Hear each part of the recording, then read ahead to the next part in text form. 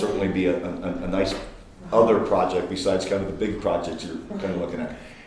And so, yes, I think the questions were certainly with regards to back taxes, the county, being able to get the circle, revenue, those kind of things. But yeah, that would be an amazing project right on First and Maple, right across from the county. They should be motivated to work with a partner like us. I think that would be something that I think it's a great project for us to be looking at. So that doesn't even fall into Of course, our we project. always want to know about the asbestos and those type of things, but I guess the chair says you're going to. Yeah, we're applying for the assessment grant right now, so they just opened guidelines like yesterday. So, Oh, wow. yeah, ever since Well, the federal the government. government got shut down. Yeah. Oh, they finally opened They it? finally opened up. Cool. Yeah, I got an email Okay. yesterday. But we think that would be really nice to have a little eating establishment, courthouse. Yeah, Elks. Activating that corner is a big deal. Big deal. It's really pretty street, so. Sales tax. Yeah. And so, yes. I couldn't There's- remember the numbers you had told me, Tara, about how much we were gonna try and ask the city council for sales tax. Depends on what we want to put in there and what the development costs are. Okay. How do we best use your time today? Talk about development, talk about the projects. Okay. I think for Nick and I to be here, that's the Okay. part of the. Where do you wanna- Where do you think you want to go? Where do you, I mean, take us to the Let's next talk step so we can about- utilize your So time best. we were looking at the Kip Hampton, which I've been reaching out with Tim Lamb. He's been talking to me. He sent me, I put in your guys' packet, what he got for rent on the one building that he was renting out. He did not rent the other one, so he doesn't have numbers for that. But it would really be probably a feasibility study would probably be the first step, right? We want to do for those buildings, or Maybe. Or you could rent them and put somebody in them. I think the first step would be how does Kip Hamden want to work with you? So, they haven't assessed a sales price for the building, so the question is, they kind of indicated that they would do a long-term purchase, so they would carry that note on the long term. So one question would be, if we wanted to enter into an agreement with them, what would that look like? How many years and what price would it look like? And then, based on the rental fees that you could get now, could you cover that on the long term? You put something in there and you start getting sales tax or property tax from that particular building. Would they allow the property tax, which they would collect as the building owner, to go against the price? Sales price, would they allow you could take any sales tax generated or any leasing dollars generated and put it against that purchase?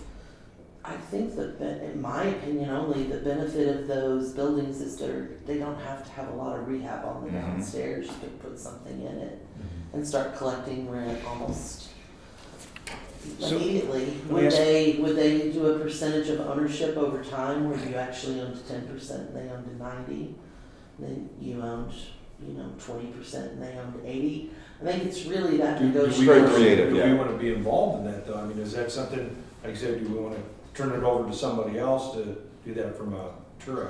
So there's a couple of different options. It sounded like what Tim said to you in that work session, in that meeting, is that on the long term, they don't want to own it. Right. So do you want to own it? Do you want to be the long-term owner of it?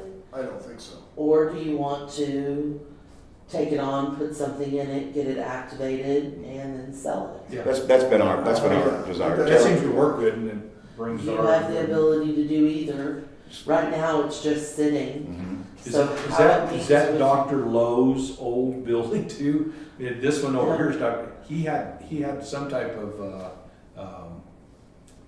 deal going right over here, and I know, Well, so because I walked through there and they said, this is Dr. Lowe's building. All of a sudden, Dr. Lowe's over here, and I, oh my. So just a question with regards to that, because this maps right into talking to Matt and Mike from Aries.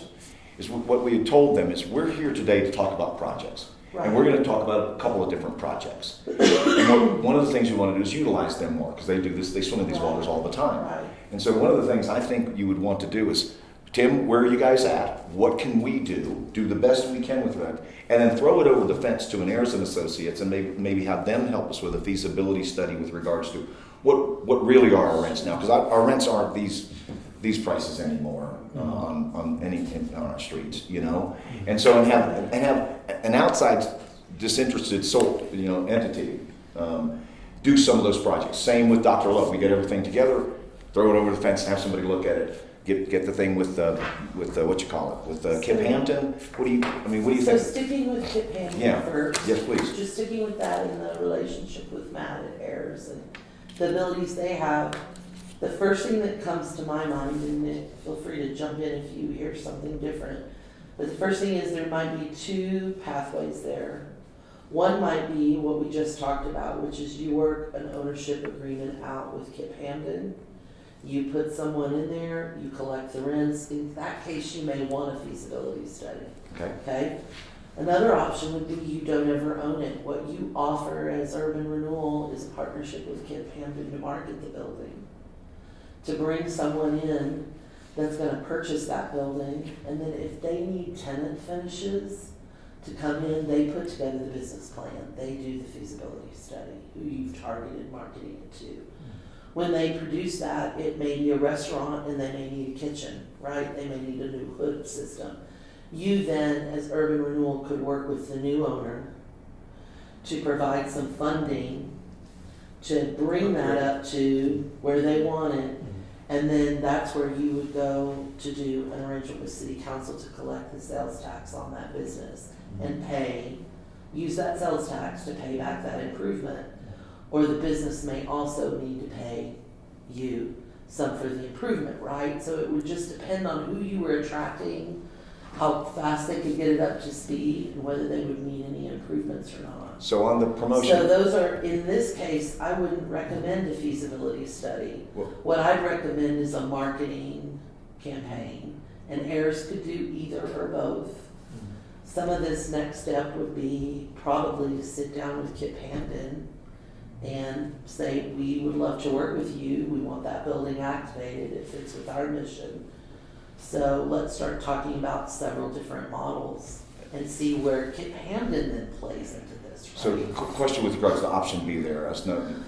In your experience, do you step on toes when you say, listen, we'll be your marketing entity, we'll go find a buyer, we'll do those kinds of things of any of our commercial real estate companies in the area that may say, is TURA's getting, because Kip Hampton is a real estate company and a marketing company. They kind of do that stuff already. And then we have firms here in the area that are trying to be the commercial real estate firm. Right. Have you found that I know some folks in that space that may think we just went sideways on, you know? So I don't think you want to step on toes. Okay. I think Ayers could put together, if you like option 2, and Kip Hampton likes option 2, what Ayers could bring to the table is they could sit with them and with you, and they could put it all together.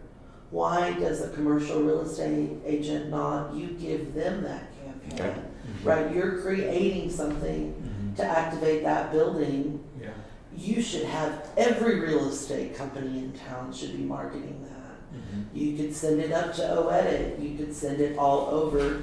The city could push it out through our channels. We could do anything, calling for proposals, looking to fill this commercial space. So what you're doing there is a facilitation from the owner, who's right now honestly not marketing it. Right. He was honest in your meeting for that. To go from where they are now to where actually the commercial real estate folks would have something to make that happen. Now, if you do that and it doesn't work, then you've always can go back to option 1 if option 2 is your preference. Yeah. You can always go back and say, okay, we weren't able to attract anything. We still think that's really viable. So what we're going to do then is we're going to kind of take ownership of that building and move it along. And whether we're talking Kip Hampton or any other building that you target, these two, you could subsequently be working on different buildings and different models I like that like model. this. Yeah. And there's the option 2 that Kip Hampton still owns 2 buildings on Main Street. There's a lot of urban renewals that own a lot of properties and they hold them on the long term. Okay. They may come to properties that you want to own and hold on the long term. You may not want to hold properties. You may want to be this development tool for the city to see these filled. But how does maintenance work? If we do hold on to that property. If you end up owning the property, you own it. You own the property, you own the maintenance, you own it, So, So if you're going. but you're getting revenue and hopefully in But a you're case. getting revenue, and if you're doing a long-term, which Tim Lamb indicated he would do, if you're doing that long-term switch, that agreement would require some partnership. When they own 60% of it and you only own 40, they may do the bulk of the maintenance.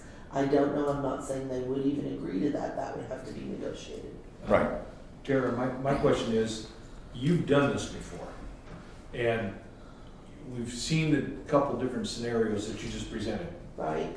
and we're all on, kind of, hey, what would you advise? I know we're gonna be talking to Kip Hammond, Tim Right. Lamb, so we're gonna see that and everything. Once we have more information, I would like to be able for our board, for Pat to direct us in that direction. We're really not too locked in on anything right now, Right. and that's what I'm saying. I think we're going to treasure your experience. Say, you know what, these are your options.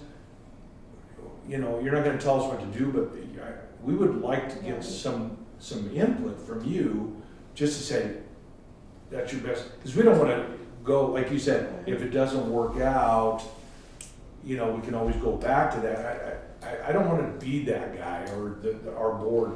It didn't work out. We want to work out right from the get-go. And if you see something that says, this is going south here, we don't have any experience, whereas you do, and Well, we want to do it the right way right off the bat. I mean, as best we can. a couple of responses to that. It's not me, it's like our team. So Nick is gonna bring some experience to this. Keep in mind that Nick runs the department Right. where all development goes through at the city. Tara's getting some specific mentoring, and she's gonna be And that's great. facilitating this to you, so it'll be a team, it won't Okay. be me. Right. I have some experience, Nick has some experience, Tara's bringing some experience to the table. Development, and Nick, back me up here, development is a process. I mean, what you think today sounds great may have to be shifted. It may have to be shifted We're gonna again. we There's very few development experience processes though. that start Mhm. here and end up exactly as you envisioned it Okay. in the work session Okay. that we had.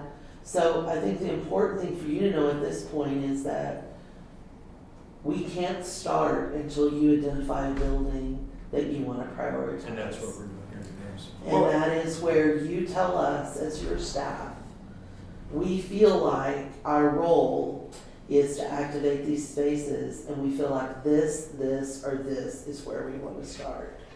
Then our role is to turn around and look at the options. Okay, that's great. And for Nick, Tara, and I to bring those back to you and say, we don't have enough information, but Great. here's 3 ideas. Okay. Then staff gets that information, we come back and go, I know we all really thought this was great, but That's what I think- I want to see. That. That's what I think a lot of this stuff also just starts with the discussions we've already started with and the relationships we already have. We already have discussions in relationship with Kip Hampton. We do have a phenomenal team. We do have heirs and associates. So Right. we have, most of the time, I think what we're trying to do is activate people that have buildings Right. to see how we can activate them with any problems they have, to see if they're interested in us activating the building itself. Correct. And there's a process that we'll go through with that, because some people may say no to us in the very beginning with no dialogue. Well, that'll maybe put our second project we were talking about now in the first loop. So I think the whole thing for us is to understand the processing. And there's the development process, but there's also a process that we're always going to have to go through, just Right. from our own due diligence, fiduciary responsibility, risk analysis, and those kinds of things, and what can we get into, and then opportunity loss. If we do this, what does that mean we can't do, that we may want to do? And I think we need to be looking at, that's why where we're, I guess maybe we're All of looking at you those guys. things. Yeah. We're looking And at then you guys. keep in mind that once we get something on paper that we like and that we think pencils, you're the tool of council. Let's be really clear, urban renewal is in Title 31 of state statute. That's municipal law. There are 4 or 5 finance mechanisms that city council can set up for the purpose of helping them develop. And this is the one that was chosen, I think, in '63. We're gonna pull that, Tara and I are gonna pull that original paperwork. Nice. So when you get it all ready, and Pat hit on something, opportunity cost, and you get all that ready, our role is to help you get there, then you will go to city council and say, Okay. here's the deal we can do. And then they give a thumbs up or thumbs down. We'll be doing a work session, and Tara will put it on your calendars in the first 2 months of next year between Urban Renewal and City Council. We'll invite part of that work session to include planning, zoning, and historic preservation. These are all the tools and boards that are in Nick's department and that that can be engaged in this development process. That's how it works. Tara, I gotta just say, Okay. thank you for that, Yeah, because thanks. we got a new council. Our timing right now on much of this stuff It is. just amazingly beautiful. It is. You So- know? If we go in February to have that work session and council now understands their role in the development process that Urban Renewal puts forward, then it'd be really great if we could move that then in spring to coming back and saying, we would go to the first, every step will have a different type of meeting, whether it's executive session or open. Be able to say, here's where we're concentrating, here are some options. Let's get some feedback from you, because eventually when we work this out, we're gonna be asking you to dedicate some resources to that. And they'll know what those resources are after the work session. And then you get the direction from them, and then you finish the deal, and then they authorize it, and then you oversee it, Yeah. right? And fluid and flexible is really one of our key strengths. Does anybody have more do we need to Okay, that discuss was with the regards to Kip Hampton Hampton? property. And we're gonna meet with them here soon. so- And they're gonna have a tour, so does anybody have anything else with regards to that, or do we want to move on? Any other properties, which ones are you looking at? He's Tara? looking, he gave us the 315, there's 3 of them. It's actually 3 separate buildings, but all together. It's 315, 316, and 317? And you're looking at those today? Yes, he's gonna have us walk through them. He said one of them, which you guys have got my, Yes. Sorry. it's all right. He says that 319 was the one that was set up. That was the one that the newspaper used to be out of. So that's set up like an office. Then the building next to it, which is 313 was the Chronicle. 319 was the one that was set up for a dance studio. Yeah. That never went forward. So it's pretty much flat, and it could be set up for anything, honestly, for that. So keep in mind, option 1, which would be you owning the building, you're really gonna need a sales tax off of that to be able to pay back the purchase cost of that building. Option 2 doesn't necessarily have to be a sales tax, because you're the facilitator in that, right? So Transfer. you're helping someone who wants to start up a business buy this building on the long term. And so it's gonna depend on what revenues they generate, and how their rent can apply, or how they can then purchase the building. So as you're looking at the buildings, which options we explore first are gonna depend on what revenue streams Mhm. you think can come off of those spaces. Does that make sense? No. Nick hit on something, development is expensive. Whatever you think it's gonna be. Add a multiplier. Sometimes multiplied even more than that. Because Right. with some of the developments that we've been working with, they were surprised in the end. But this one's, Kemp Hampton already went to plan review for the apartments above it. They have the plans drawn up, they've already been approved by Shumascoda, so they are building permit ready. So there's a revenue stream right there. The good thing about your guys' board is you have someone experienced in looking at bids like, or drawings like that, and then kind of pricing them out. Isn't that right? So that's really nice too. That way you can have an idea, this costs X Mhm. to get, and that could be part of either way you guys go, that'd be part of your pitches. And with if you're looking at, I don't know what it'd be, 80,000 to whatever it'd be, Mhm. if to put into it, well, at least you guys know that number, which is really fortunate, so. Knowledge is power, right? I mean, With your we bonding know. authority, you have the ability to go get the money to do that and pay it back over 15 years. which is where your current urban renewals plan stands. Could you take a little more time with regards to our bonding authority and how, kind of how that works? Would that work in a Lowe's building kind of opportunity if we wanted to use that kind of as a financing mechanism for some of these things? So city council can bond, can accept debt through their enterprise funds, but not through their general fund without going to a vote of the people. One of the things that makes urban renewal a good tool for city council is that you can go get a loan, we'll say a bond, that's a government loan. You can go get low interest loans to do improvements if you have a dedicated revenue stream off that improvement to pay back that loan.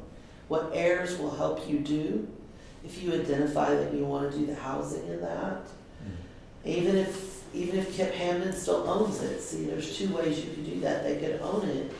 You could bond for that development and do a development agreement with Kip Hamden, provide them the funding to put that housing in place, and then take any revenue stream off of that to pay back that bond.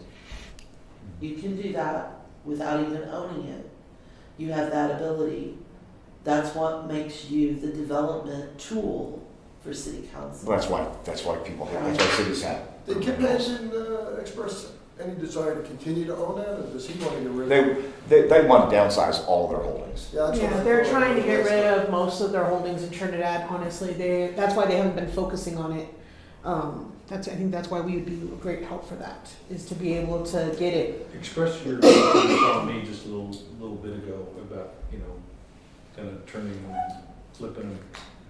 Well, I mean, to me, especially with the building over by the courthouse, I would love to see us be able to do a building from, especially like that one, from scratch, and then flip it. Get it up, and then flip it. Because we're not going to be here a long time. I don't know what the next board is going to want to do, but 10 years from now, probably none of us will be here. When we met with Jerry up at Pueblo, when Yeah. Jerry was up at Pueblo, Urban Renewal. And he talked about that. One of the big things he talked about in lessons there is when you're doing any project, know the exit strategy for you before you do the Right. project. Is it another owner? Go in knowing it's another owner. Is it something you're holding? And our funding stack and how you do those things will help determine whether it's a hold And or a the sell. question we had before was, the financing, but now I think you've answered that question. Keep in mind do that. on flipping it, so you go and you own a building, whether it's the building you're referring to or another one, and you're gonna take on that space, you're gonna scrape it, you're gonna build something new, you're gonna go get a bond to do that. You're gonna pay that bond back over the revenues generated from that. The conditions of your bond may require you to hold that building for the 15 years that you're gonna That have makes to sense. pay that back. It may or it may not, it depends on how you set that up. But I think you ought to go in understanding that part of the reason urban renewals own buildings for 15 and 20 years is because the bond that they got, which is public, and it's at a lower interest loan. So to go get public finance to flip, which is a private sector activity, it may affect your ability to get the best rates on the money you're borrowing. Does that make sense? Yes, it does. So I think you have to understand that if you're gonna bond to develop, you may own that building for a while. It doesn't mean you can't flip it in the end. But you may own it well past your Time. term on the board. And that's, in my mind, that's my thinking of, is that hold. This is You've got a more- bond, that's a hold property, that's when we own. We have something that isn't bonded that we have to do, that now has lots of options Now, to it. you getting a bond through a development agreement to provide that to another owner, and then you're gonna collect some sales and property tax off of that as you have a right to collect the TIF, and you're gonna pay that back. That's the development agreement that you have with. So if the bond is $100,000 to finish the housing, your development agreement may require the owner to pay 70% of that, and you're gonna collect taxes to pay 30% of that. And that's the development agreement you have, and you don't own that in that instance. Okay, so just kind of keep in mind though that purchasing or taking a property to develop publicly and use public finance to do that probably means you're gonna own that through the life of the bond. That just makes sense, and I think, Anybody and I that think you takes go over in for knowing. us is gonna have to understand, they're gonna have to manage it. Well, they now have assets. Yeah. Right, I mean, that's a good assets are a good thing, you know? I think one of the things I always keep in mind is, we have a toolkit that the statute provides us, and the city council and the staff, but most of the stuff still is real estate. It's real estate. It's real estate, it's negotiating, it's what's in the contract, it's asking for certain things from both parties of how they'll agree. And so there's a lot of flexibility with regards to us working with an heirs and associate, or not heirs and associates, with a Kip Hampton, on how we structure that deal and how that stuff goes. And I think for me, this is creative real estate. You know, because we just have a couple of extra funding mechanisms that a creative real estate purchaser doesn't have for them, right? The reason urban renewal is sometimes looked at negatively is because the tax base is what it is, right? It's this.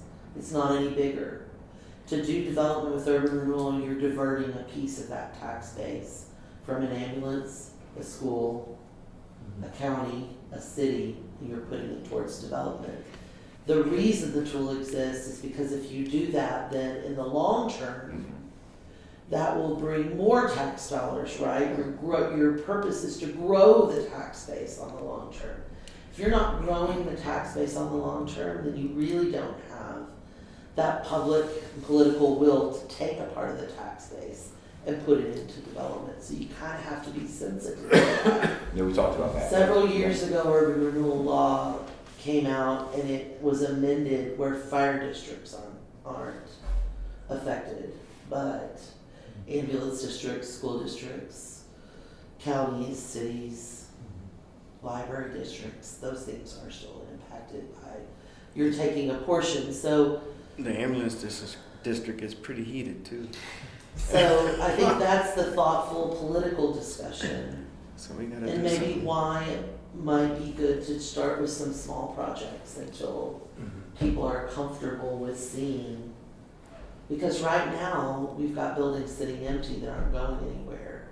And my thought is that this new council could use urban renewal as the main tool to start addressing some of that. Well, exactly, and you know, I mean, again, when I'm looking at the Kip Hampton buildings, there, to me, they don't want to own them. And it's not just because of the change of the philosophy in the company. There's certainly that, but they're actually an expense right now. Buildings that don't have toilets flushing and water running through them, they deteriorate because they don't have toilets flushing and water running through them all the time. And so one of the things is, you know, I'm of a scrutiny mind with regards to some of these projects, that if a developer that's very good at doing this stuff has chosen not to continue in the market's actually answering a lot of questions for you with regards to rents, with regards to people wanting to have businesses downtown.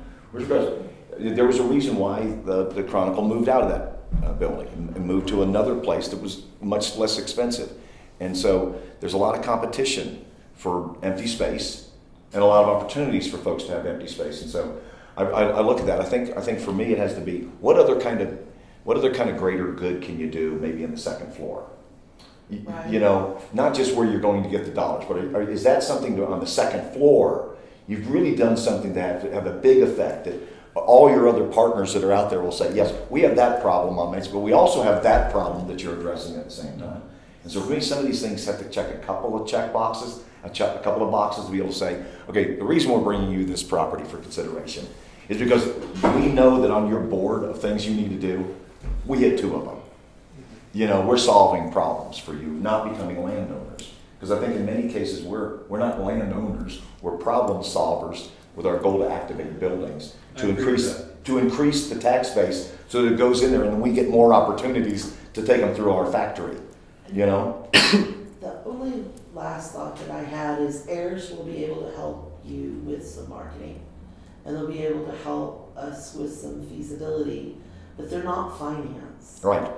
So there's a firm that I'm fairly familiar with. They've done a lot of work in rural areas that's worked strictly on public finance, right? So at some point, you've done a feasibility, at some point, you've decided to negotiate with an owner, you're actually gonna need a finance firm to come in and say, here's what we think based on the market and based on Trinidad you can generate, okay?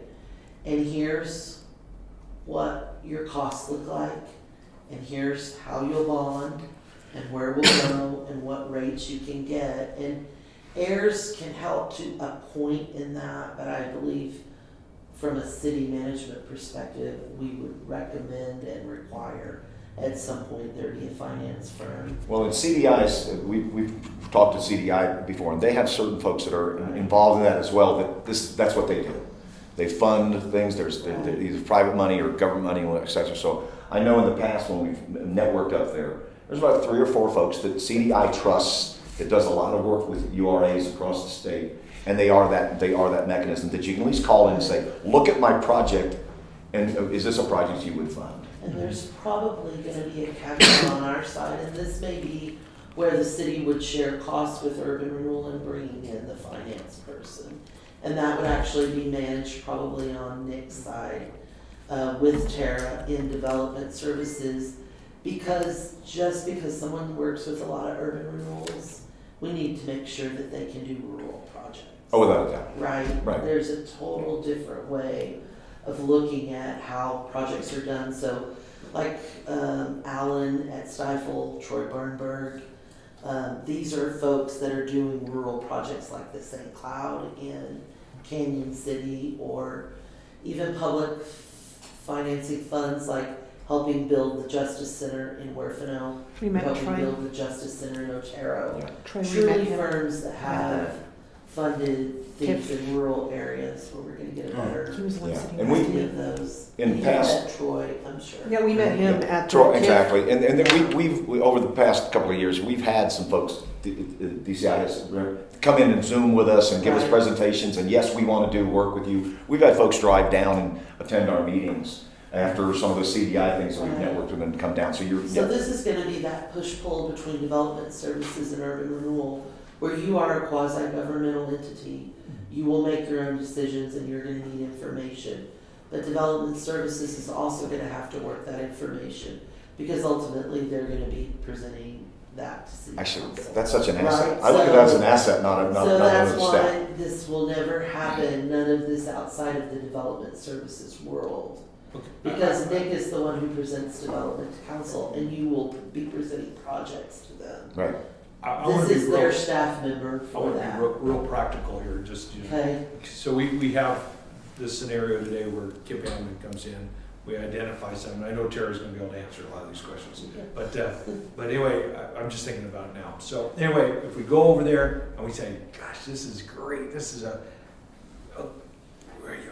we're gonna get started, do some stuff. Do we come, we're all in Tara. agreement, then all of a sudden Tara goes there? yes. Okay. Yeah. So Say- you're say- gonna work through Tara, Mhm. Tara, Nick and I are meeting on this side. Okay, We're your staff, Tara's your point person, Nick and I will be here whenever we're discussing. well, we have estimates This kind and, of stuff. and we have codes, you know, like say, I'm Then we start a development licensed review. contractor. Then you Right. go through development review, right? Okay, yeah. And Nick that's- starts okay. looking at how that's served and what the utilities are and what building codes you're gonna have to apply Okay, to. cool. Yeah. And that'll be coming back to you through Tara, so it's all of us together, but Right. just to define roles. Mhm. You guys are gonna bring all of your ideas, and we're going, you're driving the bus, I wanna be real clear. Yeah, You're gonna tell us what you wanna work on, yeah, but once we start working on it, there will be responsibilities in various departments.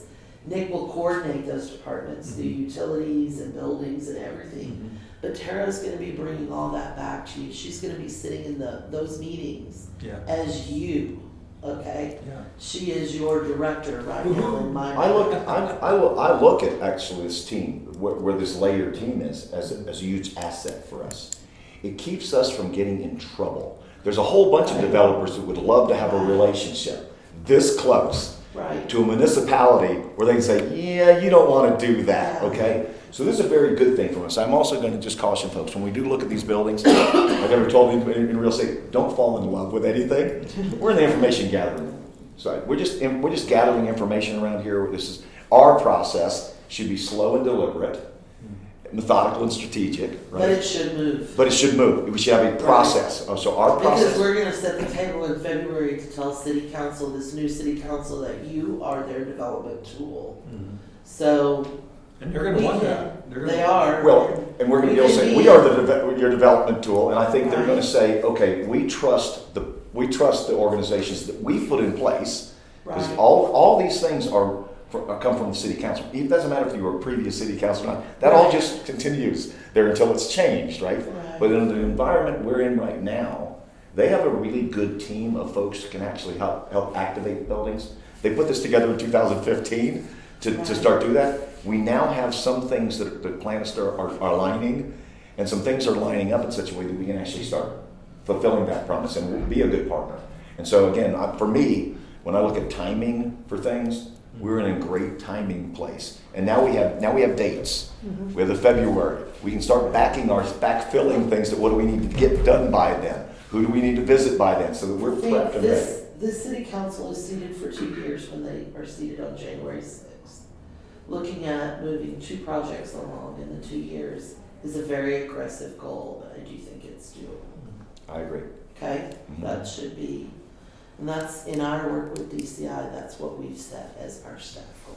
Our side. And again, just in our conversations getting to here, we kind of said we need some projects. And it was, we need kind of a big project, that kind of thing you want to try and do that really changes things. And then we need another project. So I think the way our minds have worked for the last bunch of months is, okay, what 2 projects? One that we know we can just deliver on, and one that we're going to try and take. It's a real project. It's an ugly frog. It needs to have somebody addressing it that can't be the owner on their own. The second thing I would say about the relationship with city council and the reason we need for you to identify what you want to work on first, or maybe a couple of things you want to work on in tandem, is because once we solidify that working relationship, there are some real possibilities and some really big things that city council may and will look at you at some point in time and say, we've got a big dream, we've got a big project we want to do, and the narrow lane for urban renewal in that is this, and we're going to ask you to take that on. It could be eminent domain of a certain property. City council can only, and I'm not, and we're on public air, I'm talking in theory about your powers, not a specific project that I have in mind or that anyone's brought to me. Just for clarity. That's just an important point. Just If I for can add to that is Sure. because we are here. Everything we're doing here today Right. has a element of education Right. and discovery for us. So any project we mention really is just a project we're mentioning just to be schooled a little bit more on Right. things. So nobody should watch this and think that this is the plan, because this is not Right. nothing we mention here is the plan. Just broad eminent domain powers. The municipality can only eminent domain a property for public use. A park, a road, a drainage system, whatever it might be. Urban renewal can eminent domain a property for economic development purposes. The city cannot. We have to eminent domain a property for a public purpose that we plan to hold and develop or pass to another public entity. You're able to actually eminent domain a property, market it, turn it into an economic development tool. So let's say we've got 2 projects, let's say we're 5 or 6 years down the line. You've got a very strong working relationship with city council, and they want to attack something very large. They may come to you and say, we want you to play this role in this larger project we're doing. So my goal in building this relationship between urban renewal and council is that if and when and should that time ever come, that relationship is strong enough and you've got a proven development record Exactly. that shows that this can be done and has some credibility to take on a very large project. So and again, The way we do that is we do several small projects. you're exactly right. Successfully. Well, you do that pretty much in any business, right? Right. Let's get a proof of concept of that. You know, Right. for an educational question, Yes. Would a project, and again, this is just a question for education, would a project like the Fox West Theater, that if that ever did really get activated, things Sure. going on, just, is that a project? Then, well, it's not, if a project Sure. like that, something that a urban renewal authority can help with, to maybe pull some of the stuff we can do from maybe a bonding perspective. So for Maybe- urban renewal to be effective in that particular instance, we have to have a large sales tax business running off of that instance, right? So, maybe, Okay. you know. No, maybe. you just answered it. So, there's a couple of criteria, and I love that, because there's certain things, that building has to have this before you can, like, I love when there's certain criteria on something, because that's a way to say, You well, won't that be doesn't able- qualify. You wouldn't be able to bond on that one unless you could show that you were borrowing $10 million and that over your 15-year life of your remaining urban renewal plan, you could pull enough in sales tax to pay that back.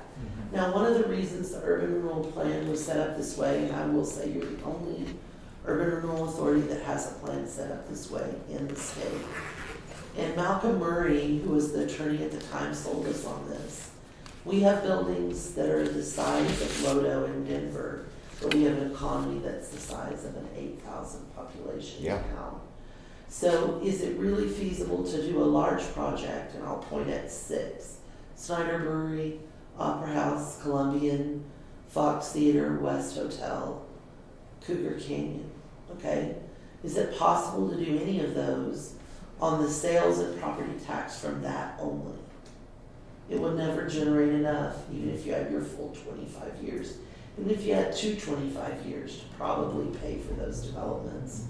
So the urban renewal plan is set up to include, we had so many conditions of blight that were discovered, it's set up to include every property within the city limits of Trinidad minus the residentially zoned areas, okay? So you own a home, we can't urban renewal your home. Right. You're in a residentially zoned area. It doesn't mean you can't do housing, as Pat and I talked about. Housing in the downtown is in a mixed-use zoned area.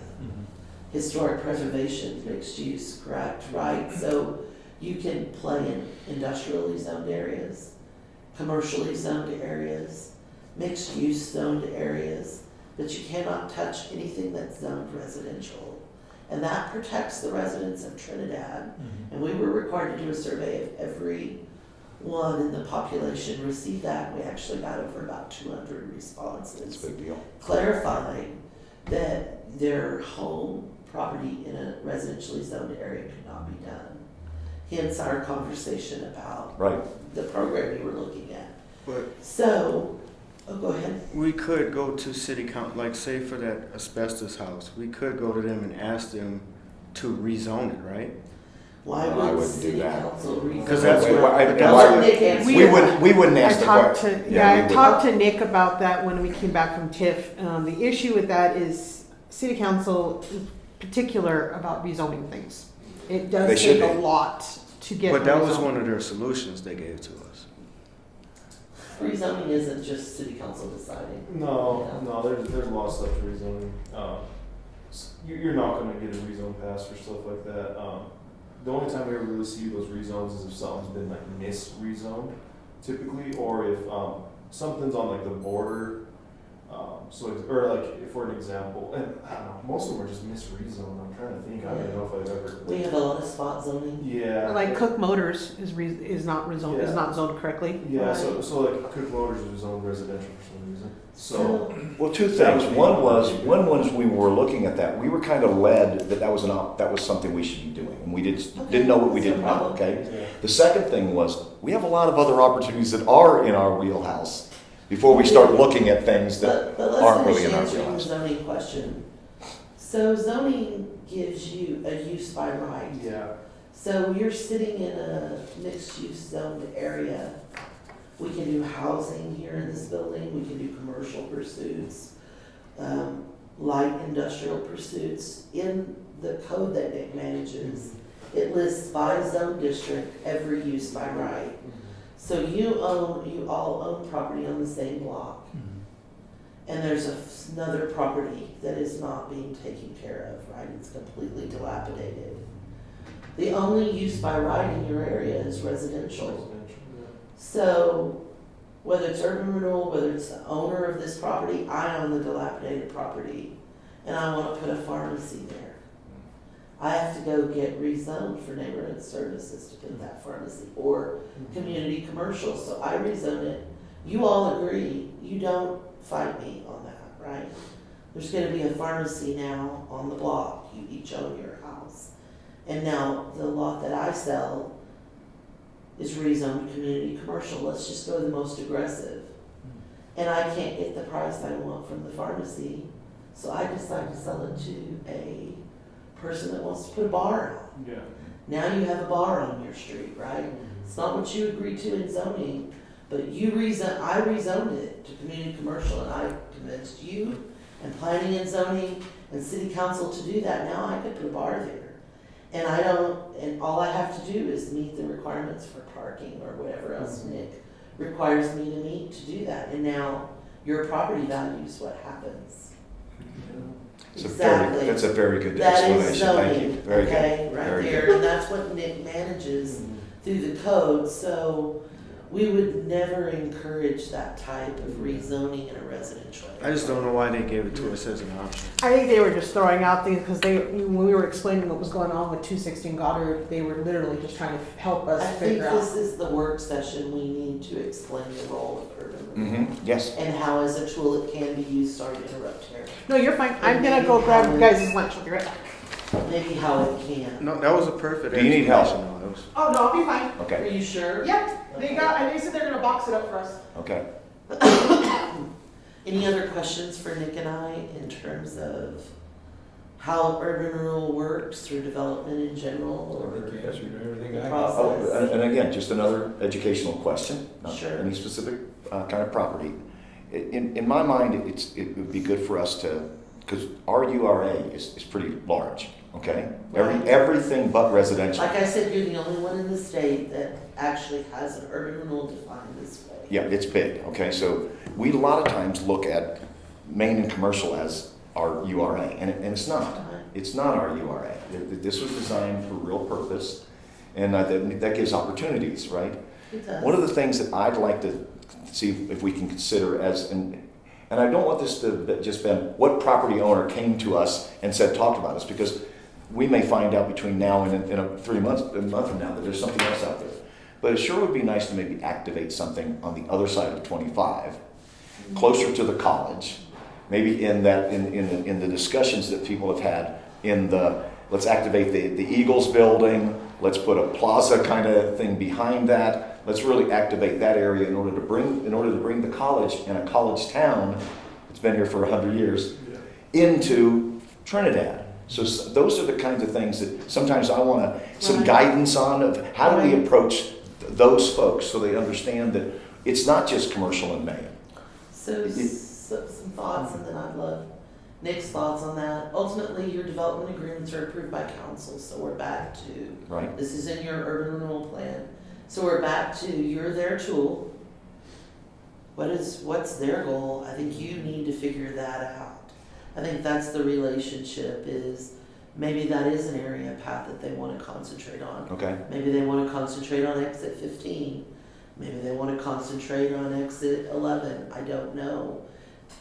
From a staff standpoint, I think your comprehensive plan talks a lot about the downtown. Yeah, but the areas like that are in the reinvestment, so, they're still there. It is like you said, Pat, it is like almost forgotten because it is on the other side of the highway, Mhm. but, I mean, I'm sure it'd be eligible, or, they're nothing. Be totally eligible. Yeah, Okay. totally Yeah. eligible. It's just gonna be the want to, which, You just need to know the political desire and will. yeah. And I understand. Where do Okay. they want you to work? You can also acquire land, right? So you can acquire land and go to Nick and say, this is within the city limits. It's gotta be within the city limits as they existed in 2015. So you can't go up to exit 18, but inside of that, if there's a piece of land that you want to acquire or that Nick is a bit aware of because he's tracking this all the time, you could zone it industrial You could zone it community commercial, you could zone it neighborhood services and develop it. That's within your wheelhouse too. Yeah, I just want to put the notion out there that we're not a commercial in Maine URA. Yeah. We're also not. We're also, and we were taken down the road of, Cougar Canyon when we had somebody on the county sitting on our board, because it was a real issue to them, and it made sense for them to try and see how could we Right. partner with their urban renewal. But so we're not at Cougar Canyon, although that's also kind of in our area. So I just want us to kind of be a little broader then. So folks that do have property someplace else aren't excluded by our discussions or believe they're excluded by our discussions. Our invitations to folks went out to anybody we can Right. find out there, okay? So let's say Nick's tooling along next year and he knows of a property inside the city limits that's very developable, and he's working with someone who has an idea. And they're proposing that idea, and we're talking about it over on the economic development side. But this particular business, this particular proposal, maybe they're gonna need some help with finance, right? They're not coming with a deep pocket, but they're coming with a great idea. Right. Okay, they're coming with an idea we believe is gonna generate some significant tax revenue. That's another way for you to be working with development services. Nick will work with TURA to get on an agenda and do an executive session with you. And say, and you understand what an executive session is, you could talk about negotiation, you could talk about acquisition of land. You actually have you could talk a lot in executive session. Council is limited to certain things, but he may come and have TURA that one and say, we've got a development, it's gonna need a little additional help. We're bringing this to you as a financing mechanism of the city, and you can help do a lot of those public costs, those utility extensions, those public parks. You may not do the vertical, that developer's gonna have to do those vertical costs, but you can do a lot of the horizontal costs to make that happen. You'll be limited in what you can do, but Nick might say, if we could bring 600,000 to this, this is what we could get. So, Yeah, especially with like the whole town, a lot of utility lines and stuff they're old. That's the reason that the city's doing that project right down the street here, is that infrastructure is over 100 years old, so it affects the buildings, right? And that's the reason we're doing that, is to get the school. Contact on it. It's like school, but, in minor, that's obviously a huge case, but smaller cases like that, that'd be.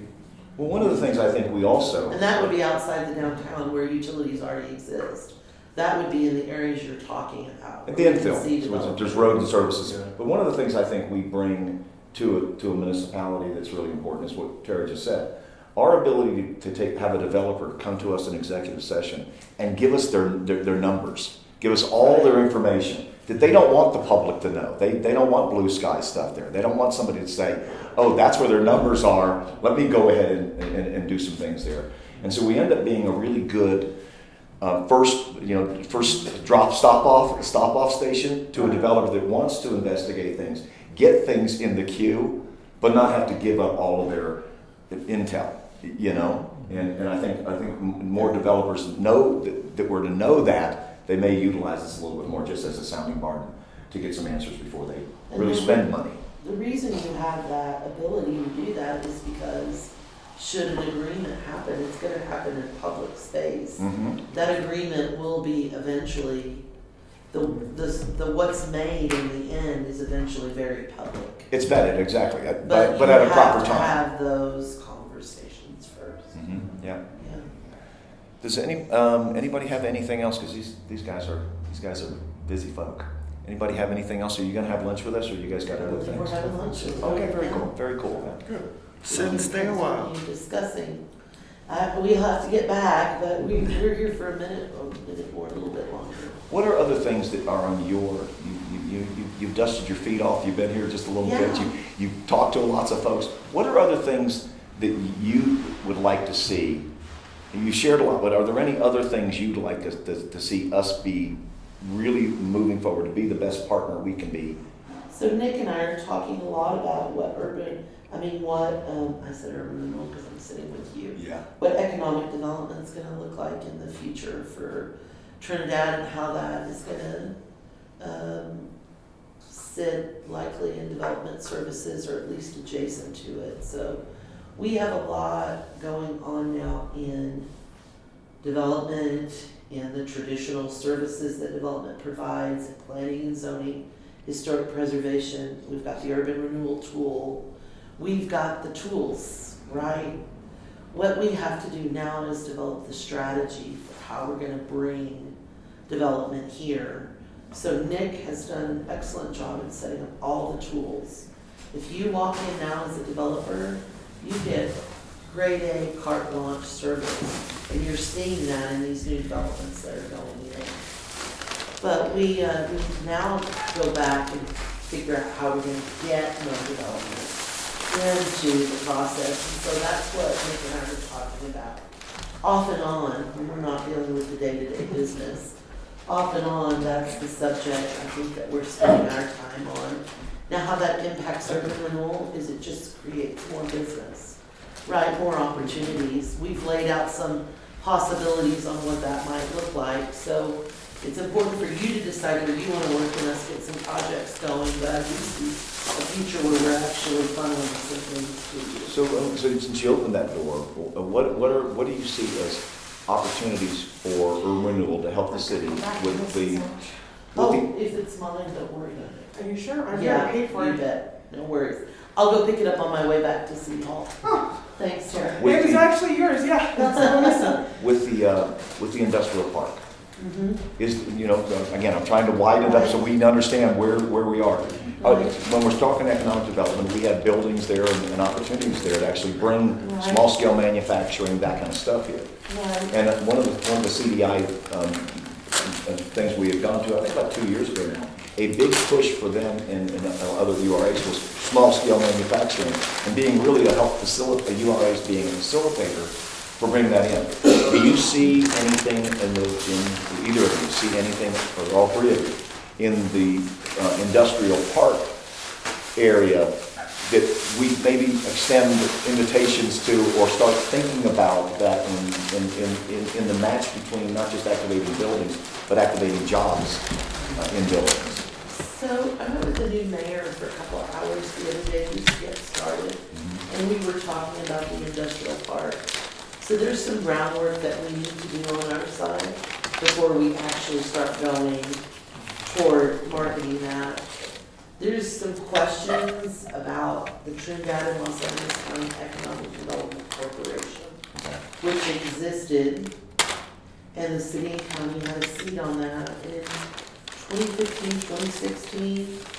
The clear understanding was that that was dissolved and the city took that property, and we clearly owned that property and sold that property. But that particular organization is actually still registered with the Oh, wow. Secretary of State.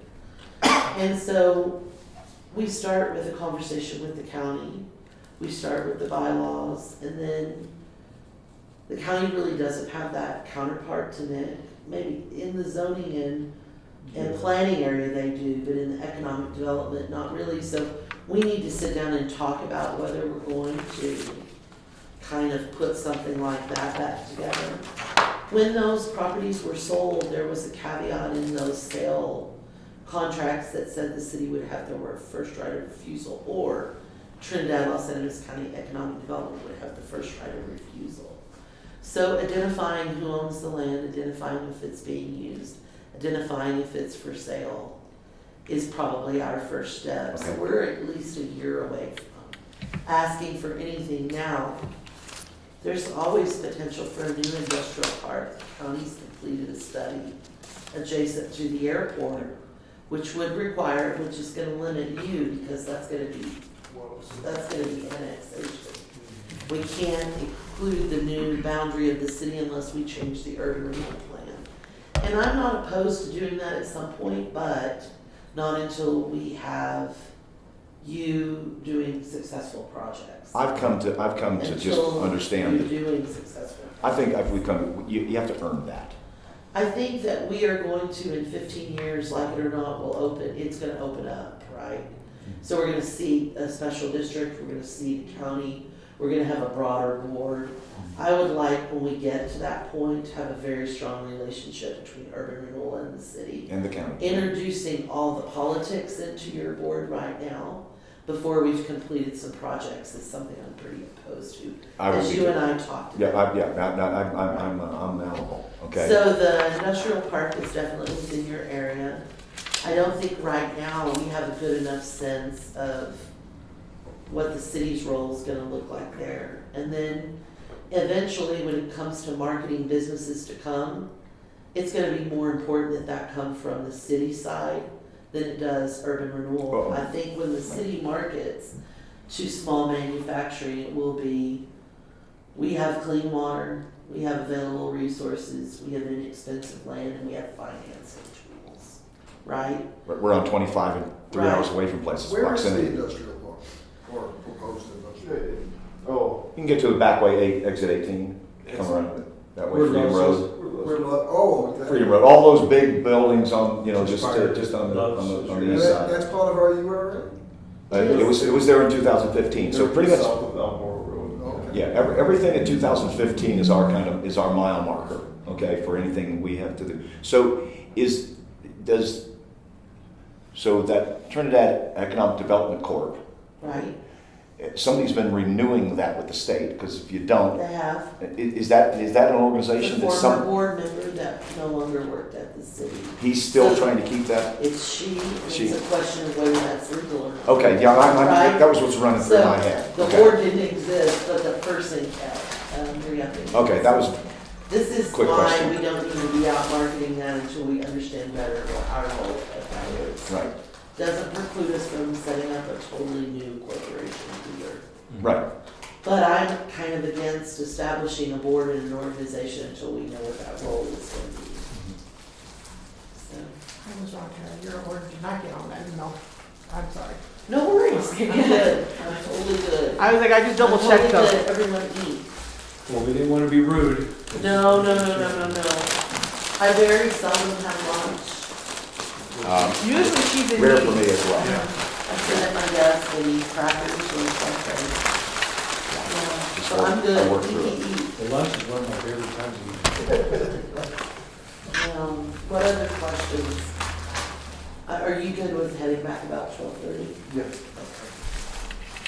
I think, this has Thank you been, very much. it's been very, it's been very good. If we stop now, I'd have considered this a really great day. Thank you both. One broader question, are you getting inquiries, either in the city manager and the development, from companies or businesses or what have you, that are looking at Trinidad from an economic opportunity standpoint, as in, gee, there's this place in the corner of the state that's on I-25 and is, you know, I would say so much so I worry sometimes we're Yeah. not able to cover it. Yeah. Yeah. We got quite a bit. Well, Mike's doing a great job as our frontline person, and I generally push those toward him.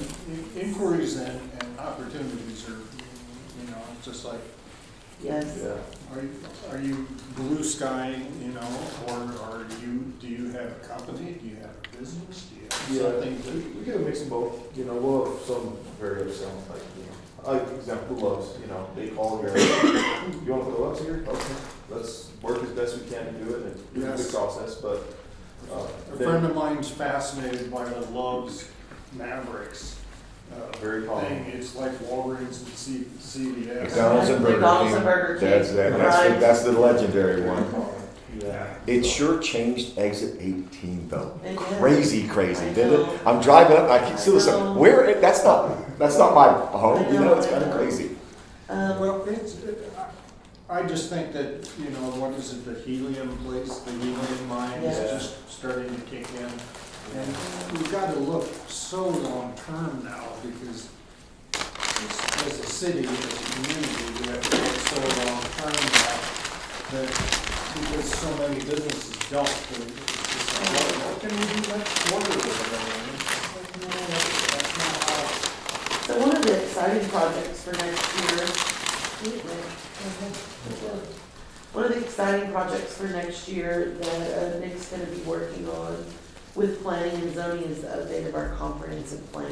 Very And then good. the subsequent update of our code, and then the subsequent update of our zoning map. One of the things that, I mean, we've known this for so long, it's just we've not had anyone to really address it, and now that Nick's here in that role, look at our zoning map, we have very little undeveloped commercial property in our zoning map, so if you are a developer looking at, I'm not talking about a local that wants to do a business, I'm talking about a developer that you want to bring with.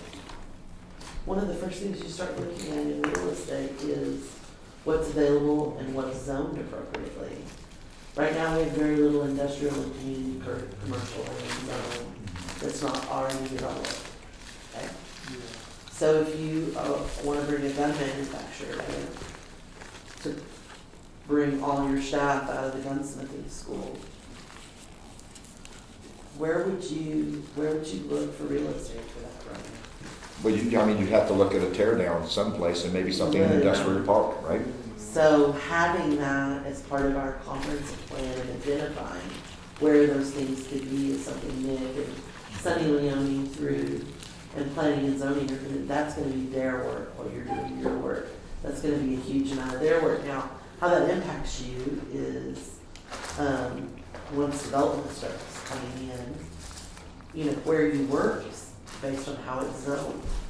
Where you work is based on the opportunities that we're able to create for people to come in. So it all goes together. Yeah. I will say this, kind of with the Loves thing or whatever, you can run out of gas in Trinidad now, and a gas station's a block away. Right. It's just, well, which one do I go to, it's. They're going up everywhere. It's crazy. I-25 now, you're gonna do, a Loves and Mavericks over in Raton. You probably already knew that. Average up and running. Didn't you say something There's about, just because it's crazy. e-batteries or something like that? They've said that that's what the rumor is that's why gas stations are going up everywhere and as fast as they can possibly build. If something's coming down the pipe that's going to change them allowing to build them. And speaking of industry, I mean, this is not really our, but what about the mines and stuff like that? Is there gas? Nick, you got any insight there? Not too. Nick's an engineer by nature. Yeah, I worked for my 3 years, so. Right now, it doesn't look very great, but mining is always gonna be part of our community, let me say that. We have too much coal for someone to let it go, which is the way. Too much of a certain kind of coal, yeah, you just. There's Yeah. very much resource, we're plentiful on resource. It's just doing it cost effectively is always gonna be a tough deal. Well, there's been some fascinating research about recovering rare earths from coal tailings. And I think Colorado universities have been doing research on Yeah, that. we have a lot of, there's That a might lot of be the- characteristics of rare earth metals, so. Do you think this might be the one area where we might be impacted more naturally by the direction of kind of where all that goes? It's not the rare earths, it's the processing. Nobody wants processing in their backyard. Yeah, It's nasty stuff. yeah. So let me ask you this from just a city manager perspective, kind of. Sure. And I'll get back to the gas stations. I understand business, okay? Right. When you have these kinds of places in here, usually somebody fails. You bring in a big, Walmart, well, Main Street's affected, the hardware store's affected, anybody had shoes or clothes, all those are affected quickly. When you're planning these things, this is a curiosity question, and now we have these big folks who've come in and they're pretty much on both ends, and yet Alta come in and buy Duran. So that can consolidate it, and so Right. usually with consolidation, there's also, displacement, Sure. right? So do you guys take into your plan some of that kind of thing that, okay, we got these two gas stations, a Circle K, I would imagine they're gonna sell gas, right? Right. Okay? Right across the street is an Alta that's selling Right. gas. The market is still, except for folks driving through, and they're gonna go to the big stations, I would imagine, where it's easy to Right. get it off and on. Do you guys look in your plan of that location most likely in that 10 to 15 years out there isn't a gas station, now it's a brownfield? So when we look at our economic development strategy, it's got to include a lot of different types of development. right? There's that traffic on the highway, which you're talking about, that we've just kind of waved at for Mhm. years, that we're starting to really actively try to capture. We have to do that in a way that doesn't harm our downtown, doesn't harm our core businesses. So some of that is where you put your eggs in the marketing basket. Some of that is how you develop your identity. Some people are never going to stop. I mean, they're on their way to Grandma's and Springs, and they just need gas and a donut or a candy bar and a bathroom, and that's it. What we have to do then is to try and pull the people that will stop, that we can get into Trinidad to eat in restaurants and stores, but the larger strategy. Okay, so this is the very public discussion, is what I just stated. What I don't think is discussed enough is that right now, this is my impression after 6 months, right now we're circulating the same dollars in the community. And we're doing that on a downward cycle, and that's why we're seeing sales tax go down. These stores are actually gonna give us a rise, but they're not gonna be our salvation. Right. You pay me a salary, my salary, Nick's salary, Tara's salary is paid from the public. I spend 85% of that salary in town. There are things I buy, there's doctors I go to out of town, there's different things that you buy through the internet, right? Mhm. There's different things like that. My salary, then if I spend 85% in town, the city collects sales tax on that 85%. You collect property tax on where I live, and that goes back into the hopper, right? That comes back into the city coffer to pay my next month's salary, which I spend. So there's the same dollars are circulating over and over throughout town. Until we develop primary jobs, which is industrial, small manufacturing jobs, where you all work at a plant producing a trigger for Remington, right? And you've all graduated from gunsmithing school, and now you're all working in the plant producing the trigger, and you produce 200 triggers a week. And those triggers are shipped outside of Trinidad to the East Coast to go with another part of the gun, right? And the money that's paid for those triggers comes back to town, and your salaries are each paid from that money that came from the East Coast. Now, new money, you're out spending 80% of your salary in town. That's not the same dollar, that's new dollars. We need to develop, and I am gonna just throw out, on the light side, 50 jobs, you'd start to see a change, right? I 50 agree. salaries coming from the outside, but we haven't done, Nick and I are talking about, this is the next strategy. Where is that change where we see enough wealth growing in the community?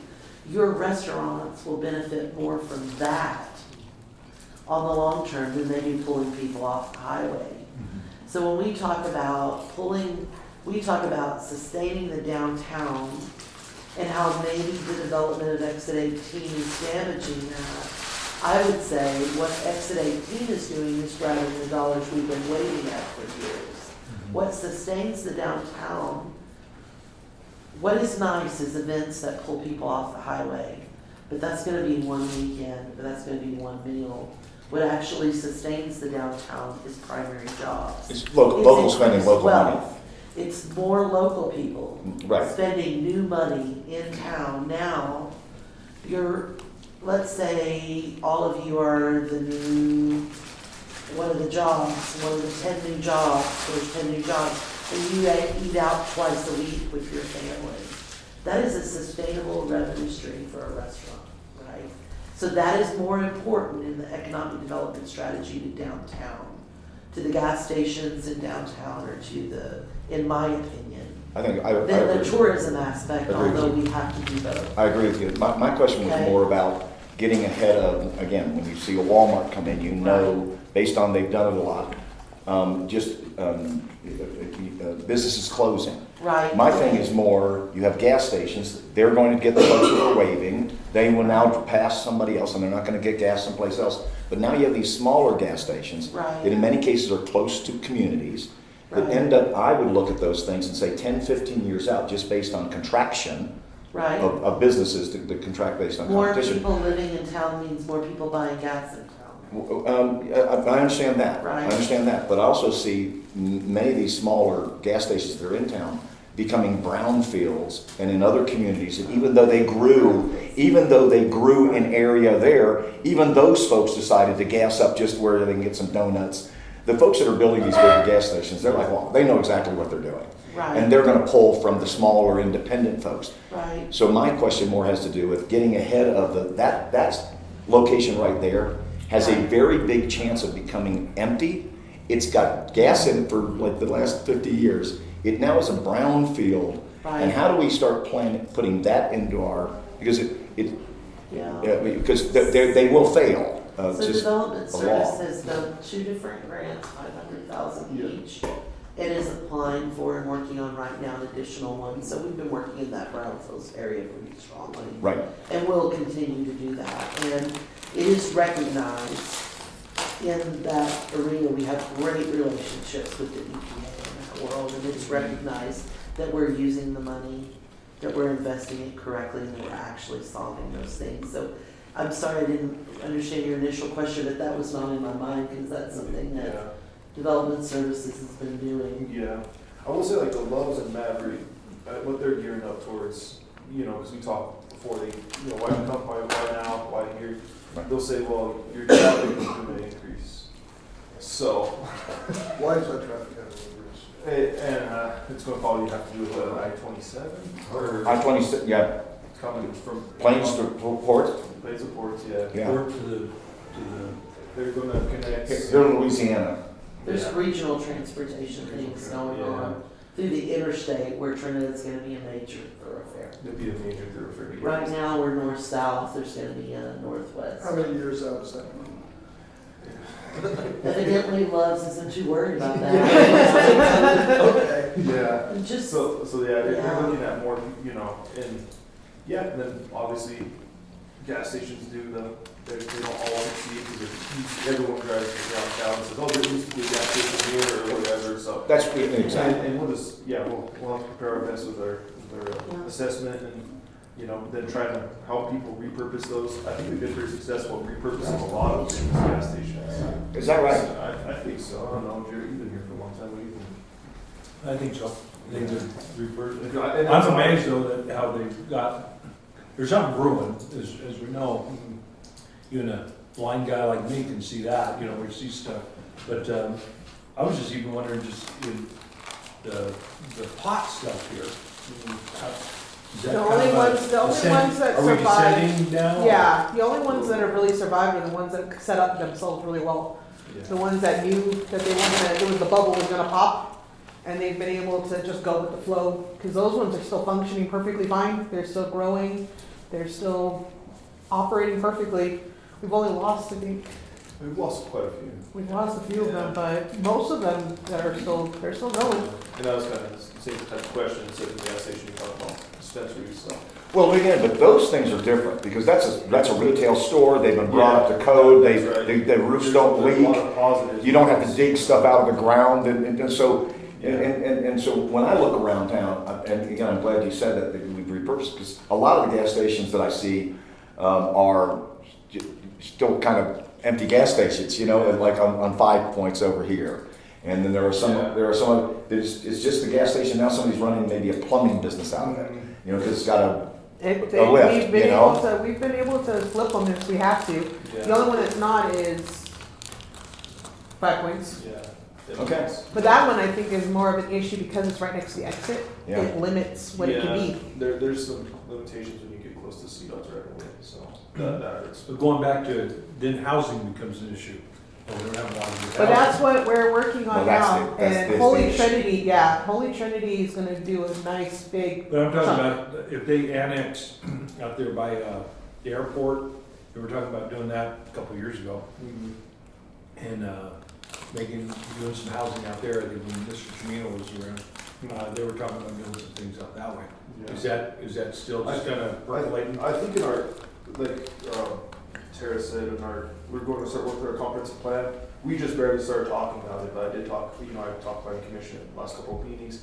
They're kind of against having housing being part of like future annexations. They kind of really like to focus, they'd rather people work on infill than. Well, it's really expensive to service places that were, suburban areas. Yeah. They don't really bring much to the town. Yeah, so they're trying to, I think that's a big part of that comprehensive plan long term is maybe in our annexation processes, would be annexation subdivision. Well, a couple of years ago, I remember talking to one of the council members, and they just said, that the mine was up and running for a short period of time, and we're talking a couple of years ago, and the complaint was there was no housing. And I said, well, Sure. how long are you gonna be here, and, in other words, anyway, the mine shuts back down, so what would it have been for a guy to do the development, only to find out he Well, they took over a hotel because they couldn't do anything, and people brought families in. We're in a hotel thinking they'd be able to get housing because they just got this great job, and then now they have to leave. So yeah, if you can't answer housing, all the other things get much more difficult. Education, healthcare, that's the other two pieces. Yeah, Right, depends on what you're attracting. right. Yeah. But when you're attracting, people are going to have, what's your education like? What's the healthcare like? So those are big Right. qualifiers of will I move there, right? Right. Now we've got a great hospital from a rural hospital perspective. We are in an envious position. We are an envious position from that. Our school districts are actually really starting to really move forward, and I think they've made incredible progress over the last couple of years with that BEST grant and some of the other investments that have made there. Because most of this stuff has to do with money. You Right. know, you Right. throw money at something, and you probably will grow. But the housing thing certainly, I think, is some of our I think Some of our biggest Mary challenges. and Michael Yerman have done is Yeah. amazing in this area. We gained a lot of traction, so. What's that again? We gained a lot of traction in housing, I think.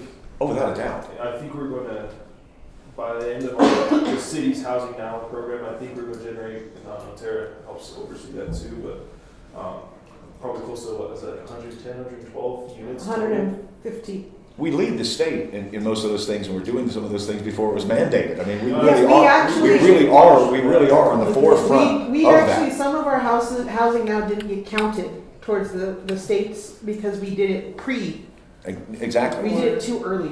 No, we actually led the charge in that area, and I Yeah. think folks should be really proud of what We'll the have city did. 13 houses up. Those will be finished by, we're hoping, in the next few months, depending on weather.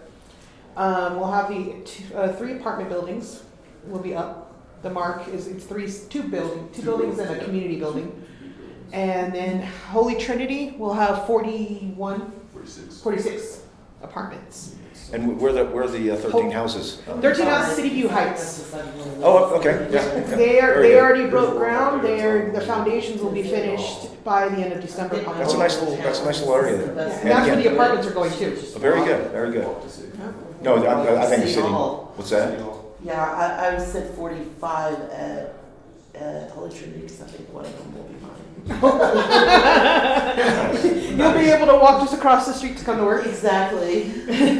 And we'll keep more of that 85% in town. There you go. Right. We'll see with that. That's why with Holy Trinity going up, having redoing these buildings over here are going to be perfect because it's in that area. We'll have people from those apartments being able to walk around and get shopping done or. Oh, it adds so much to a downtown, just in the vibe of being downtown and folks living there. And If we get this gun manufacturer here. Why not? Triggers! Let's make triggers. Hey, why We're gonna not? head back to City Hall. Please, thank but you. I did wanna just thank you for the support that you give the city for Tara. Tara Booth is one of the most excellent employees that we have. She is capable of doing anything. I haven't found something she can't figure out yet. It'll happen eventually. Yeah, maybe. I'm also understanding she's quite a chef, so I may have to tap into some of her recipes. Wouldn't surprise I me. brought tamales this week, and I literally put them on the counter, turned around, came back around, and they were They gone. were gone. Yeah, we've had a little illness in my house this week, so I've been in and out last week and this week, but we do want to thank you for that support. It's allowing us to get a little further down the road. But outstanding employees, doing work for you and doing work for us that we appreciate. We echo that, and we also will say, we want anybody that has a position like Tara on any other board to be so envious of what we've done, what we do for Tara. We want them to say, I wish our board did that for us, because she's so investable.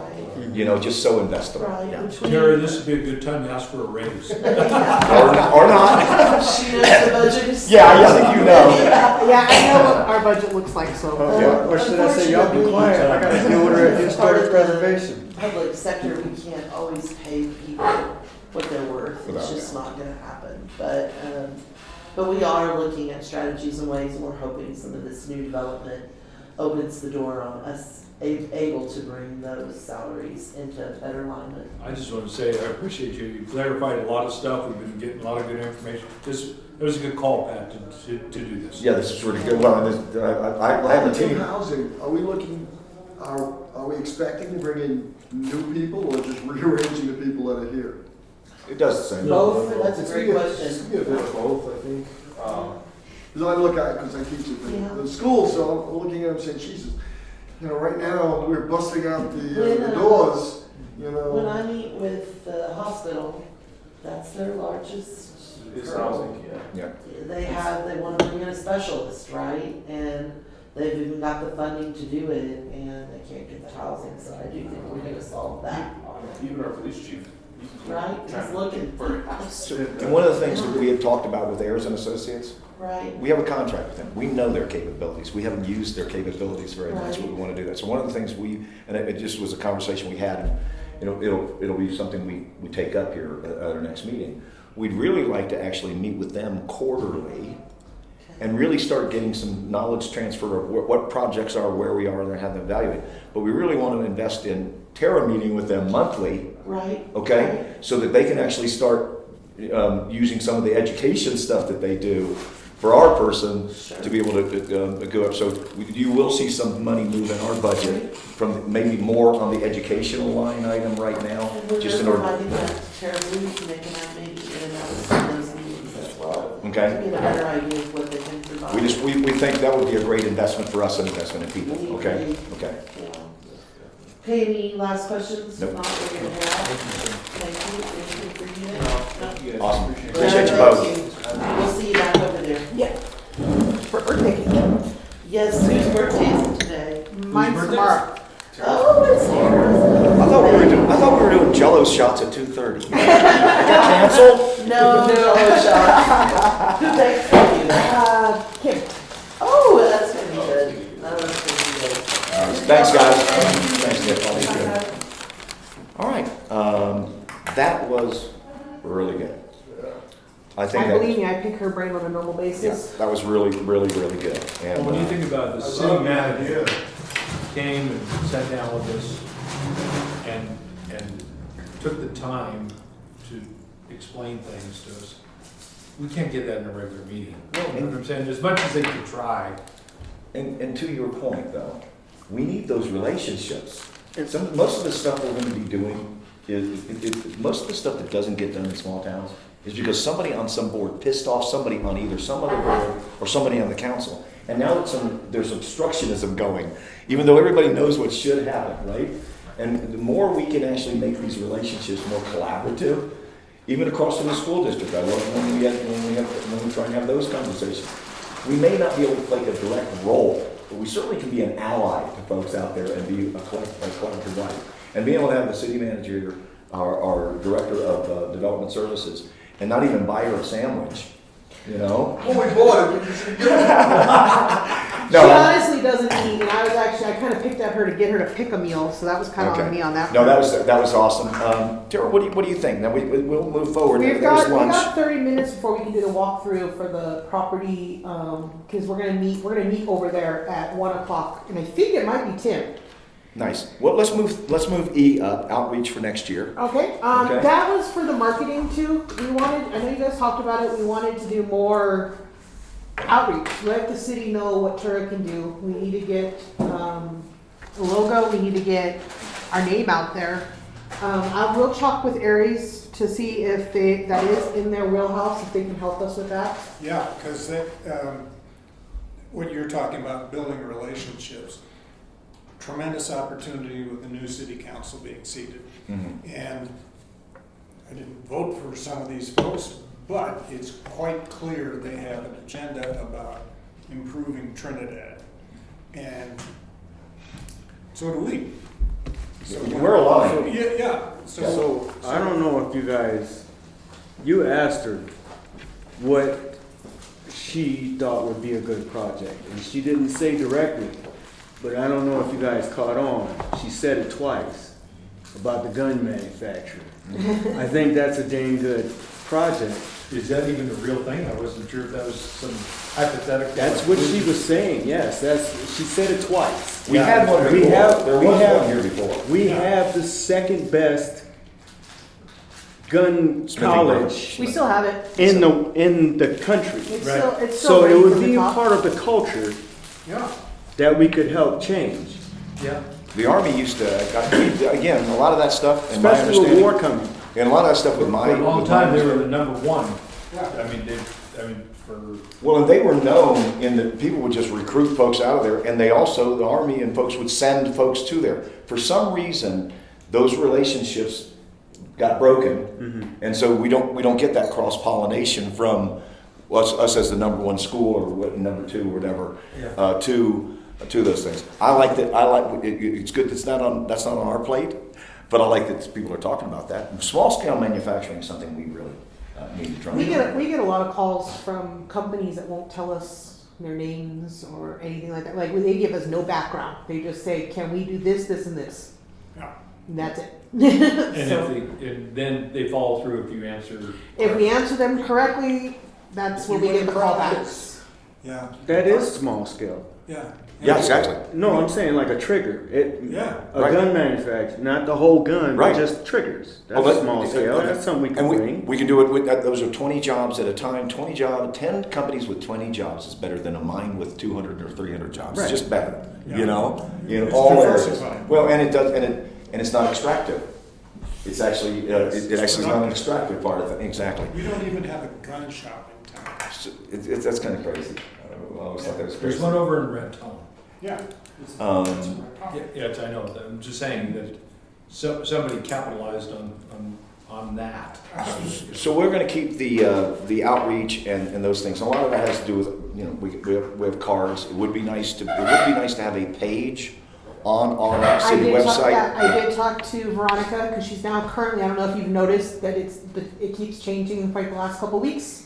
She's going through the whole website from beginning to end, looking at what needs to be updated, what needs to be pulled off. I did talk to her about the fact that we wanted our own page, and she said that's fine. She can work on that. Okay. We just need to tell her what to put on it. Exactly. So we need the We have some logo. ideas. We need like, I mean, everybody. I was surprised we didn't have one because fire department has one. HPC has one.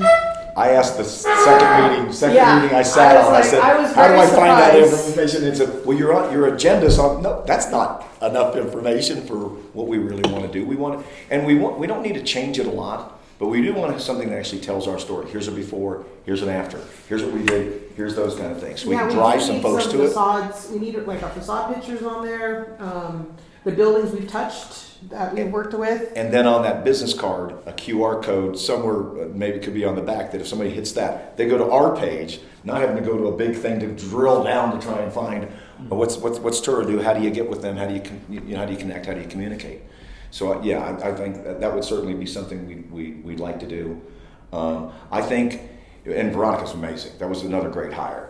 I think if we can get her to, sometimes if we do things, if we can get those things posted on the city's website, not website, but Facebook page, Yep, since I this is such send a them. crazy Facebook town, it's the most Facebook town I've ever lived in, you know? So this is what we could have done something with, certainly, the hotel at the time. We could have done something with some of these other things, Healy's building, and all of our facade brands, all those kind of things, just to have it up there. And yes, it goes away, but at least it gets a lot of eyeballs for that 2-day sprint. I before was it's- surprised because I reached out to her for TURA. She put on, another person. She did it for historic preservation. On Friday she posted. On Monday I came in, we have 3 new people for HPC. And we literally haven't been able to get anybody. I was on some Facebook page today and they showed an old picture of 1960 Commercial Street. And I was like, oh, we are so trying. Why don't you come and help us be part of the solution? Somebody responded was like, where do I sign up? Exactly. We are a huge Facebook town. It Yeah, just is. it's our biggest communication, so it I really usually is. send everything to her, so that won't be a problem too. But we do so do we want to reach out to a person to create a logo for us, or do we want to try to firm? I check with Aries to see if they'll do the marketing too, but what do you guys What want to about do? those ones that we already had? Those were the ones I created, and I didn't know if we wanted I to think, try. I think what we want to do is get a real process. I think what Tara did is actually great work, but I think what you do is you iterate. I've been in that space for a long time. You iterate things. You start with this and you think that's good, but you don't say yes to that one. No. You need about 20 different concepts, and then you're actually still going to take the top 3, and then you're going to adjust those a little bit, because then you don't want to rebrand. You just want to do this thing once if you can. We You don't want have to, an old logo from No, years no. ago. Tura has never had a logo. never had a logo. Okay, and that's why it's a good. that's branding. That's why we're kind of picking up the things we're doing. I think are not as important as the other stuff, but they at least set a framework for how we communicate It makes and it more our professional, and too. see. Yeah. So I think what we do is I'd like to maybe do an RFP, do something and then RFP it. Yeah. I'd like to do a couple of things, RFP some things that the tour is looking for a local web designer. So we're actually supporting the local economy and our local artist community, our local designers, and let them. Artists in Trinidad. Yeah, and let them submit, and we'll have an RFP that says this is what we're looking for. We may even lock in kind of a price that if we can, that we're able to put, so we can budget that, okay? And we don't have to tell people no when they say, I'll do it for $5,000, and we're not doing that. You know, we now have access to AI. You know, we're not doing that. But then and then have go through a process, and then select, and then work with somebody, and then iterate that to the point of it being what we end up having. And so during that process, if any of you see other urban renewal authorities out there with logos, this is what we try and do in this space, is you try and find other things that have design elements that you like. Show you. Pueblos. Yeah, exactly. So you try and find other things that others, I like what they did here, and I like that thing right there, but I don't like this, and I don't like that. And you get those all together, and then when you sit down with your design guy or gal, you tell them, we like this, this, this, and this. Make that original for us. And so if anybody wants to go down that rabbit hole sometime on other urban renewal authorities and just grab a library of logos that are out there, right? I'll volunteer. Right? And just anybody wants to do that. Have a contest.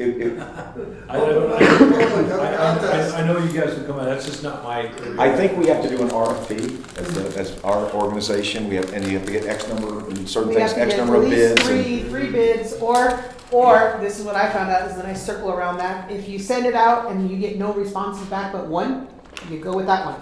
Yeah, well, you got to give 3 folks the opportunity for the Yeah, business. but that's what we're having issues with some of our contractors, trying to get people to put bids in for some of our stuff, and Well, speaking as a contractor, it's hard to work with the city sometimes. I've told Jeremy, okay, I told him, I says, I don't know how to, if I bid something and then you have to pretty much finance the city and you gotta do something. I know this is small scale what we're talking about, but just even like, he talked to me about some work in town here. And he goes, why don't you put in a bid for that? And he said, we can't get anybody to do it. But it's hard sometimes because you pretty much have to finance it, then you get reimbursed. You might be able to get some money for materials.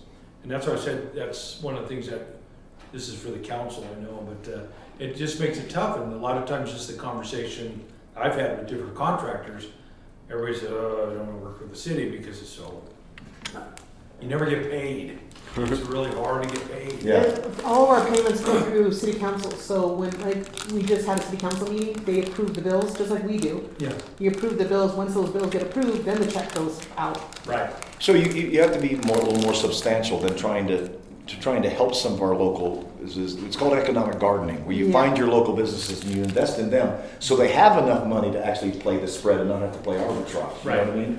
It And- turns out it ends up being the bigger contractors. We have some time, so I'm Derek. Don't you go anywhere unless you got to go to the men's room. Hold on a second, because I really want to pick you guys' brains, because you guys are both with.